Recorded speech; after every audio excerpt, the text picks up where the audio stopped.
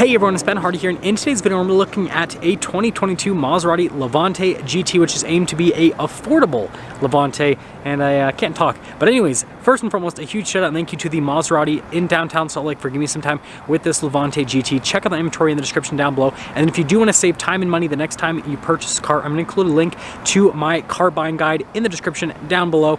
Let's get into the video.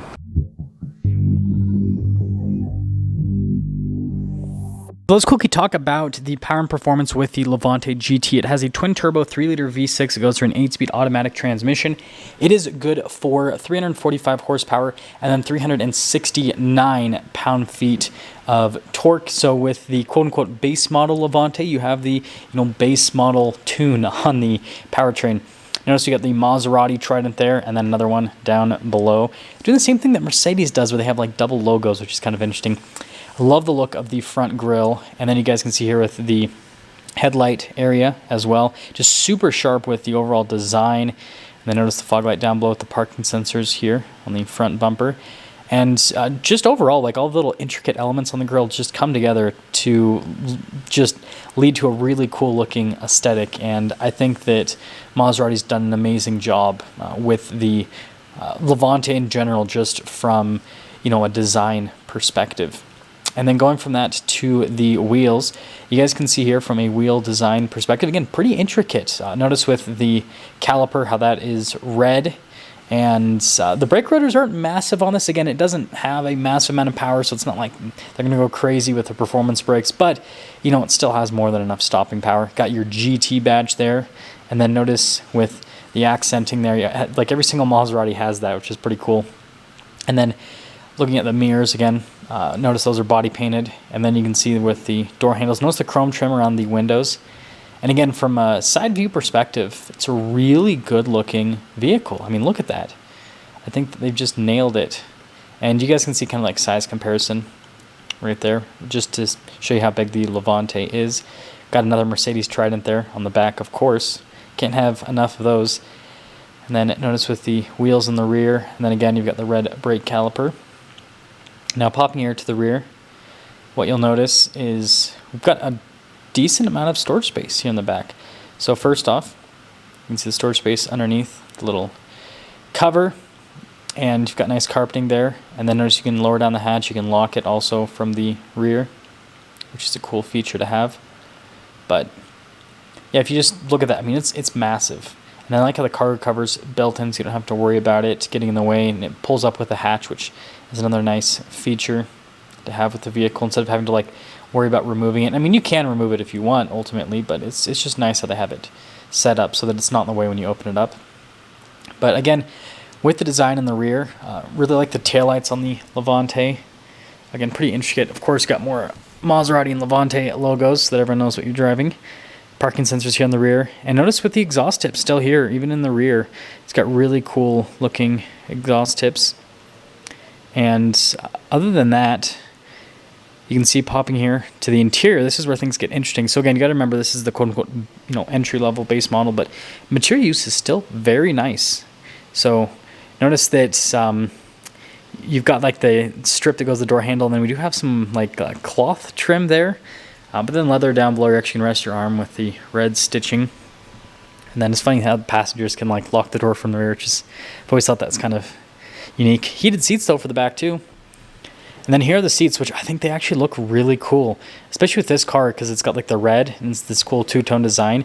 But again, you get those cloth inserts there instead of having full leather seats like you have in other Levante packages. You got vents for the rear passengers on top of that.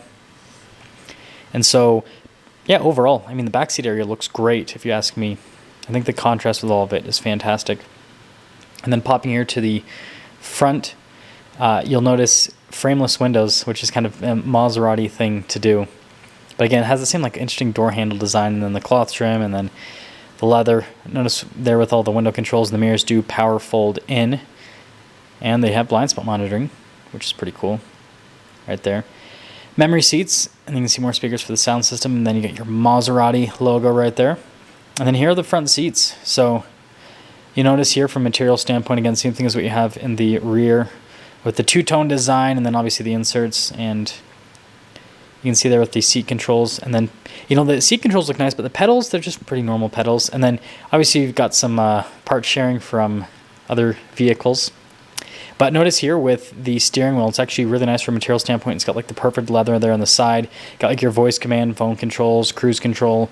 So again, all that normal practical car stuff. It also has hill descent control on the steering wheel. Beautiful paddle shifters, just like other Maseratis. And then you have the gauge cluster, which is like half analog, half screen. Again, that might be shared with other vehicles. And then notice there with the material use on the dash, again, still very high-end looking. And again, you got more leather trim there on the other side. And then here is the center infotainment system. Notice we've got the climate controls just down below that. It does have a dual zone climate system. And then you got a little storage tray. And again, I love the just contrasting colors with the material use throughout. And then you got the shifter there for the 8-speed automatic. And then notice we got your stability control, and then your off-road, your ice mode, sport mode, and then the suspension setting. And a couple of cup holders right there. And then notice we have the double stack design with the radio controls. And that is for the suspension to raise or lower it. And here's a quick look at the center console. And notice material use on it is also very nice. Then normal glove box. Of course, the little thing fell off. That's funny. But going from that up to the top, what you notice here is you can see we've got a full panoramic sunroof. And got the controls for the sunroof up there as well. But, you know, relatively normal setup. But here's the window sticker for the Levante GT. I love Maserati's descriptions of everything, delivering both all-weather and all-terrain capability. Just, I don't know. They just make it sound so elegant. But there's the standard equipment, and so you can see that, and then after the optional equipment on it as well, and then also the fuel economy. But notice total MSRP, $101,925 for the GT. Let me know what you guys think about this. I think this is a great, you know, again, quote-unquote entry-level package for the Levante. It comes with quite a bit, and it's definitely a huge value play if you ask me.